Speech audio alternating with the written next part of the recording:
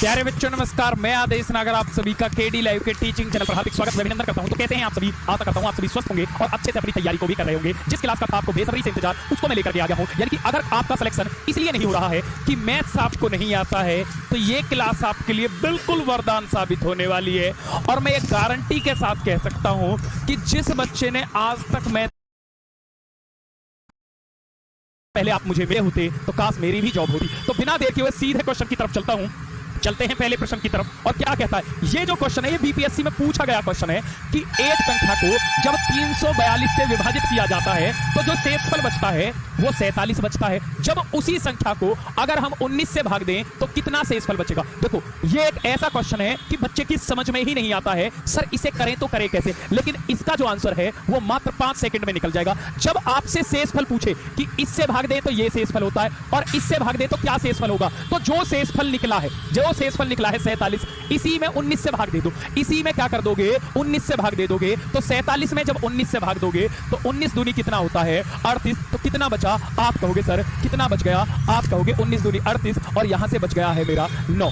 कितना बच गया है? 9 बच गया है। तो राइट आंसर क्या हो जाएगा? 9 इसका राइट आंसर हो जाएगा। बताओ किसकी बात समझ में नहीं आई है? बताओ भाई, कुछ नहीं करना, जो शेषफल बच रहा है उसी में भाग दे दो, उसी में भाग दे दो। शेषफल 47 बच रहा है तो वो कह रहा उसी संख्या में 19 से भाग दें तो क्या शेषफल मिलेगा? यानी कि जो शेषफल बचा है इसी में 19 से भाग देकर देख लो, जो शेषफल मिले वही आपका आंसर होगा। तो कुछ नहीं करना, 47 में जब 19 से भाग दोगे 9 शेषफल बचेगा। बताओ 1 सेकंड से ज्यादा लगेगी नहीं, 1 सेकंड से ज्यादा लगेगी नहीं। गौरीपाल, सुनीता वाघमरे, बिल्कुल सही राइट आंसर है। बहुत ही बढ़िया जी, ठीक है। चलता हूं अगले क्वेश्चन की तरफ। और क्या कहता है, पहले इस टाइप के क्वेश्चन को करते हैं, फिर इन टाइप के क्वेश्चन को करेंगे सबसे अंत में, ठीक है। तो एक पंखा 30% की हानि पर 4900 रुपए में बेचा जाता है, तो पंखे का क्रय मूल्य क्या होगा? अब मेरी बात को ध्यान से समझना, मात्र 10 सेकंड का क्वेश्चन है, कुछ नहीं है। देखो, जब भी आपसे कोई भी हानि कहे, जब भी कोई हानि कहे तो आपको एक बात दिमाग में फिट रखनी है कि 100 में से घटाना है। और अगर आपको कोई लाभ कहे तो आपको 100 में जोड़ना है। जैसे मैं आपसे कहता हूं, आपसे मैं कहूं कि 10% की हानि, इसका मतलब क्या है? तो तुरंत आप कह दोगे सर आपने हमें एक बात बताई थी कि हानि जब भी कहे, लॉस जब भी कहे, आप 100% में से घटा दो। आप कहोगे 90% कह रहा सर ये।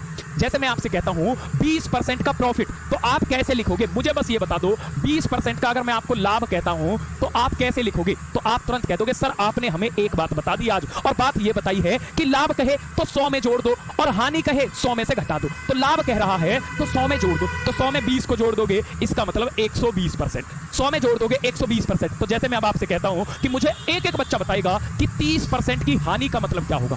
30% हानि को मैं क्या लिख दूं? जल्दी से बता दो भाई, सेकंडों में आंसर कर दो। बिल्कुल है भाई विकास कुमार, जल्दी बताओ 30% हानि को मैं क्या लिख दूं? तो आप कहोगे सर 100 में से 30 को घटा दोगे, इसका मतलब एक्चुअल में वैल्यू कितने की है? 70% की है। कितने की है? 70% की है। कोई भी दिक्कत हो तो बताओ यहां तक। अगर मैं ये कहता 30% का लाभ, तो आप क्या लिखते? तब आप 130% लिखते। क्लियर है बात?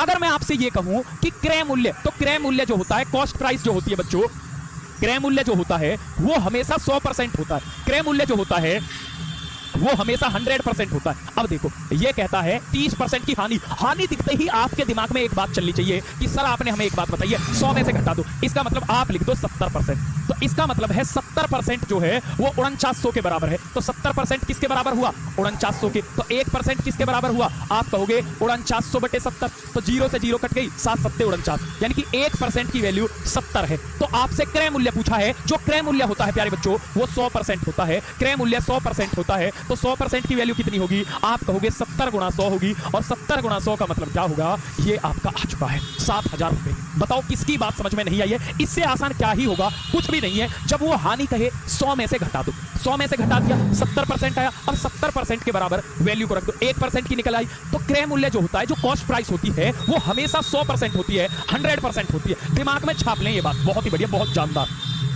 लो जी, क्या कहता है? ये आपसे पूछ रहा है कि एक तेल की टंकी है जो 2/5 भरी हुई है। यदि टंकी में मैं 32 लीटर तेल और डाल दूं तो ये जो टंकी है ये 6/7 भर जाती है।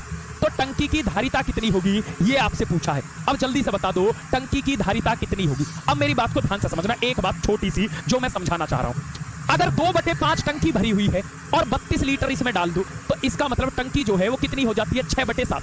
तो इसके साथ में एक्स वाई कुछ भी मान सकता हूं, मान लो भाई। तो अगर मैं प्यारे बच्चों एक काम करता हूं कि इसको अगर मैं ये कहूं कि 6x/7 और इसमें से मैं 2/5 को घटा दूं, 2/5x को x इसके साथ मान रहा हूं मैं, तो ये 32 लीटर के बराबर है। ये किसके बराबर है? आप कह दोगे 32 लीटर के ये बराबर है। कोई दिक्कत है? आप कहोगे सर कोई दिक्कत नहीं है, कोई दिक्कत नहीं है, बहुत बढ़िया।